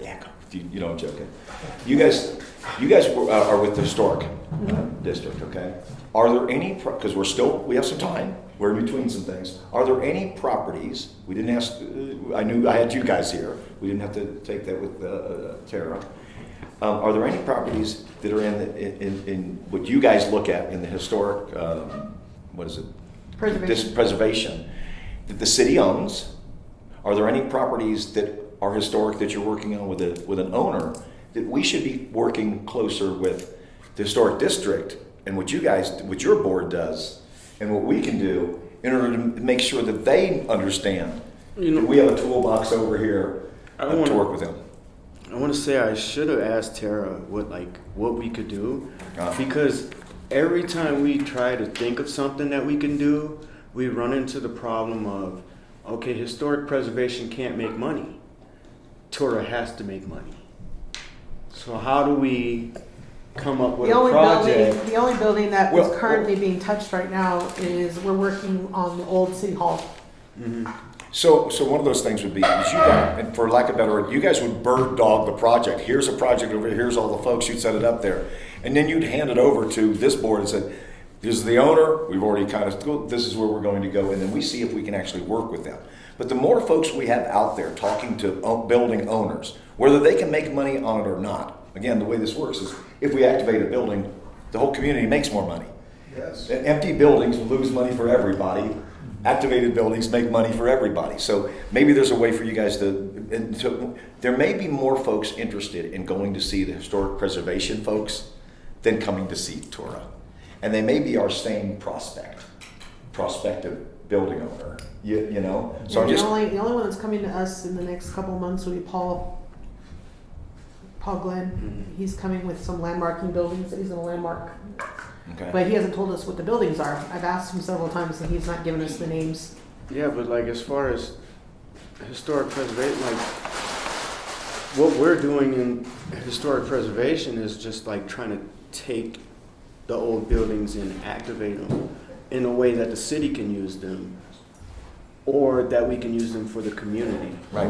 But we won't make any But we can't profit. make any money. I understand. It's not always about making profit. It's not exactly. Our goal. Well, for It shouldn't be anyway. For TURA, it is. Well, no. Well, we can't want It to. doesn't have to be all the time.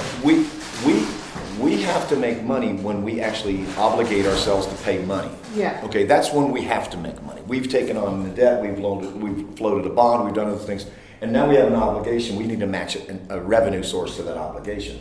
But we can do a lot of things where we activate something and we may even fund it, and in land bank kinds of things where we just acquire it and we sell it for pretty much the same price we have. Does somebody a developer will actually take it out there and make money on it? We're using leverage instead of that other thing. So And you're thinking long term. which Exactly. is, I think the way the city improves. Yeah. I mean, our bottom line may not change, but the city's going to improve. If the city improves, our bottom line will change. that's exactly right. And so, but if there were any projects that this is a really important project, it's a landmark building. It's here. I'll just use the building, the old Children's Museum Firehouse one. as a building. That's Yeah. when Just use that as a building. That's what we're working on right now. It's a key building on Commercial Street. It's right next to the marketplace. It sits empty. Okay? It is owned by the city. It is caretaken by the historic preservation.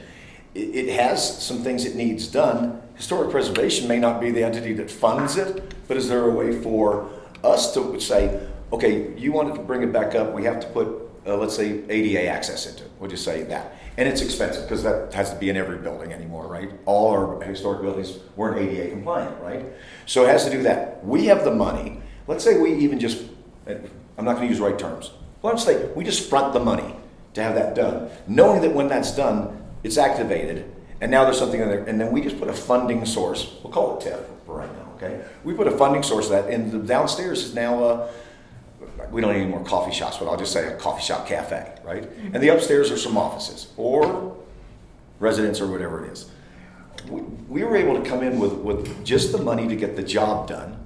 We just need our money back because now we've activated, to the point, we've activated a building where we're going to get more money later on long term. Those are the kinds of situations I don't think we should pull away from. So it isn't about what it is, so yes, it's about making money, but it's not about making money today. It may be about things we do right now that make more money 10 years from now. I wanted to, actually, I'm going to wait till after the new year, but I wanted to propose something that would help our marketing and address the issue that you just brought up. Because I think we should think about establishing some sort of a community improvement grant where the community would then become aware of what we do because we I are like it. sponsoring certain things. And yeah, maybe we're not gonna directly make money right away. But again, down the line, everything gets improved, we do make money. But I'm looking at, let's say they wanna do something over at that building over there, and we have a grant of say $25,000 a year or something like that, and we give them that money. And then they open a souvenir shop in there and they're selling stuff and we're making tiff on that, or, and, you know, that's I agree. something I think, and it improves the marketing. It's probably more marketing dollars than we could spend. It improves our image in the town, considering nobody in the town even knows we exist.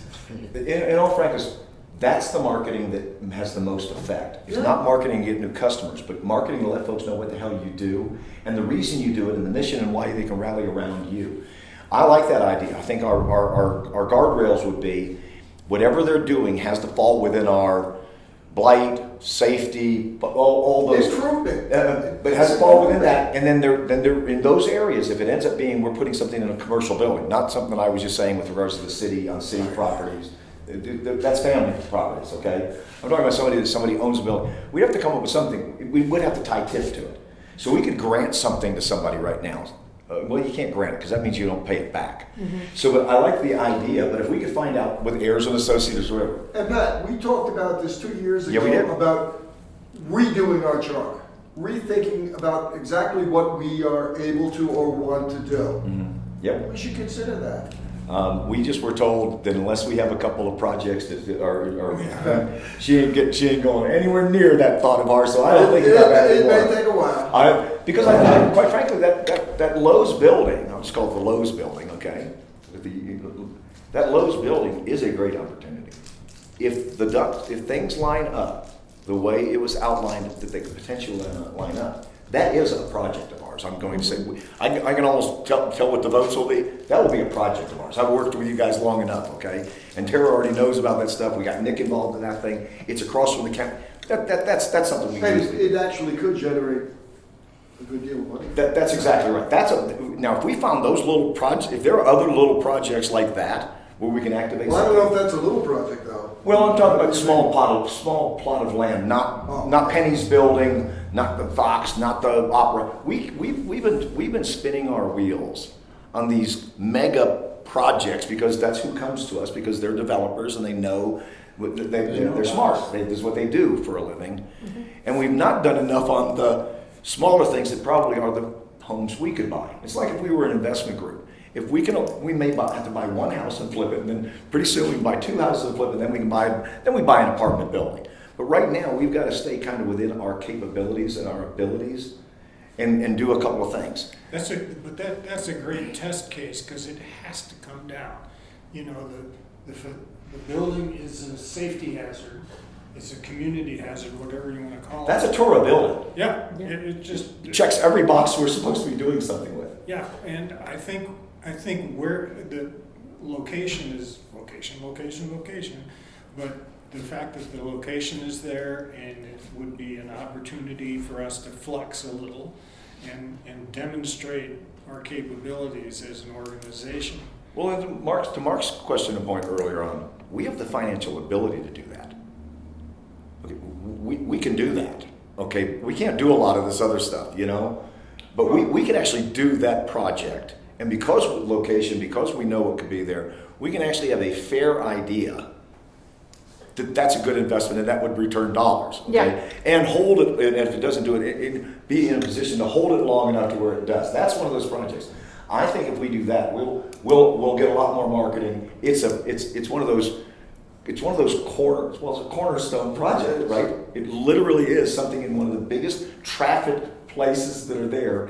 And if I would imagine let's just go with the cafe kind of idea, and again, it can be whatever it wants to be, but a cafe kind of idea, that has probably the most potential foot traffic of people that are here all the time of any place here other than what's going to be near the convent when it opens. Yeah, Right. mostly because it's gonna have, you're gonna get the traffic from the courthouse. Cops. the cops from the police department, because they can't always come down to Main Street to get food. And Or everybody get that parks delivered, there. And everybody who parks there. Yeah, I mean, so that's a great project. So those are the kind of things I'm kind of looking at staff and looking at Tara saying, Tara, if you see any of those kinds of things out there, let's look. Go ahead. Weren't we, didn't somebody come to us about the taxi cab place right next to it too? We had somebody looking at that. That Oh, was that's one of Keely's, Yeah. because that's a Dana Crawford building. Oh, was it? Yeah, she owns it. I Owned it. thought it was two people that bought it already. They were talking about it, but they ran into some financial issues. And that's what it came down to. Everybody was going full force until the government shut down and everything else. Now everybody's having to scramble to get back up, which is, I think, what happened with the Arizona and Pine buildings. No. They ran just into jump in. financial issues. Well, everybody in the space we operate in, the first hurdle they're going to have to overcome is financial. Yeah. Now it's the depth of the financial. Do you have anything? We've had folks come to the TURA meetings and they have a building but they have nothing else to put into it, and like, it really doesn't work kind of that way. You know what I mean? We're a skin in the game kind of operation. Well, that's why Eagles took longer than they were expecting, because they started developing and ran into financial problems. Now they've got that straightened out, and now they can move forward. And then something ran into them. I Then they ran into problems, then we ran into. It was two don't know others. what it is about Trinidad. I have had more buildings hit by cars Yeah. than I have had any other damages. I've had 6 since I started with the city. 6 cars that went into buildings. I was like, that is now, I actually had to add it to my form. When explaining what happened to the building, I had to explain car hit building. Because poor San Isabel, their building got hit by somebody who, I don't even know how she did it, because she went up and over the thingy in the front that blocks the car and ran into the building. I was like, Didn't they run into the clinic with one of them little tractor things? no, that was not a running into. That was, they were trying to escape a patient out. Yeah, that was a little. Yeah, that's a different category, Derek. That was a totally different category. But still, it was a vehicle hitting a building. I think certainly we came out with a lot of things here. We don't have the depth of projects that I had hoped when we started talking about this, 3 months ago. You know, we really hoped that somebody would come in there. But I think if this were a fishing expedition, what we just hooked, We found could be something we No, can. we're we can definitely land. going to come out with a and- couple of projects, and do honestly. it. We just need to get more of a path of which way we want to go. With Tara telling us we have 2 choices with the Kip Hampton buildings, we can choose to go full force and own it, or we can go full force and help them find owners. I want to add that other choice though. I like the option Just them of owning it. owning it better, because she said, because if we don't find nobody, we can always go back to option 1. But So, then we get in that role of being landlords. but that's The right piece of property that's paying for itself and an asset for us and driving revenue is better. It is a multiplier over TIF. We'll make more money in some of those deals than we will by putting somebody in there and only getting TIF from some of those deals. So Then we're hiring- going to let the then- math do it, right? in hiring somebody to try to find somebody to put in there. Like, I just think we should be able to own it and then try to develop it and put somebody in there. Well, with owning it, the plus size on that is we're getting TIF sales rep or sales money with it, and we're going to get and rental. and rent. Right. So if we don't own it, we're only going to get the TIF. Exactly. And so But we have got to pay heirs to find people to put in there too. Well, Maintenance and all that stuff. here's the Like property maintenance and all the other things that we're Well- going to have to start paying out. But we can find a company that does that for us. Again, what I've tried, this is a negotiated thing. Yeah. We could do this in such a way, since Kip Hampton already has properties here, and they already have a property management team, and they're good folks, we could make it part of the arrangement that until we get, if we're in it for 20% and you're in it for 80%, you're taking care of the maintenance of your 80% business, because it's more to your benefit to make sure we don't slack on maintenance, right? So they have a bigger interest in making sure everything flushes and waters goes and nothing comes in. Didn't So- it seem like they were trying to get out of some of the buildings though? They're Like, here. fully? They're here for at least the next 10 to 15 years, because it's going to take that long for them to finish the projects that they're currently working on. And right Mark, now. the other thing is, if they do a deal with us on their balance sheet, they're out of the deal. We're now the owner. Everything doesn't have to be paid on that thing. So when they're looking at it, we got another somebody to buy this property. Here's the financing with that. They just end up being maybe the bank. Consider them the bank. And they end up being the bank, and they dock dollars from here, and now they've got a problem. We can negotiate that. I just want to say one more thing with regards to that, the two options. I really want to go to the first option is, thank you very much for your tour. We really are not interested. The second option is that we kind of buy it and keep it and do the kind of, and then the third option is we buy it, find another owner and do that kind of thing. I still believe all these things are ones that we have to, our first thing is, how do we exclude this from, I think our exclusion criteria is more important than our inclusion criteria. Excluded from what? You know what, if you look at this email, they were getting $2,700 and those kind of things. Yeah. The reality is one entity wasn't able to move forward, so they weren't getting $2,700 of that. They had to let that go. The other entity decided to move around the corner, and it made sense for them to move around the corner because they could get their rent for less money. And so I look at those numbers, and I'm not calling anybody, those were real numbers from their accounting. That was also during the kind of this go-go time. It was also when folks thought that was, so we're now in a contraction. But also the person that left was the paper. So a lot of subscriptions being canceled. Like, Oh, the paper's making money. well, I'm just saying, like, Oh, a good business could do good in there. I That's all understand. I'm saying. But they were able to move from there with no parking and no ability to really do anything over to a better location that's bigger in the officer end, because we share space with them now in the officer end right now, with parking, with foot traffic, with folks going by. They upgraded, So it was better for them. for less money. I'm only talking about the money, not their And with motivation. the issues being that the prices are for Main Street. That's what, Main Street themselves, a lot of people have had to move off of Main Street because of the high rent. Yeah. So if we can put the rent at a price that they can afford, because like the Fox, we have low rent there because we don't have a lot of foot traffic, and we know that. So we're not gonna make the rent high That's my in the Fox. my point. And so I like the point. And the math will decide this stuff. If we're able to acquire something in such a way that our obligation, head over there, guys. our obligation is $1,500. Yeah, we're gonna. Our obligation You is gonna follow us? $1,500.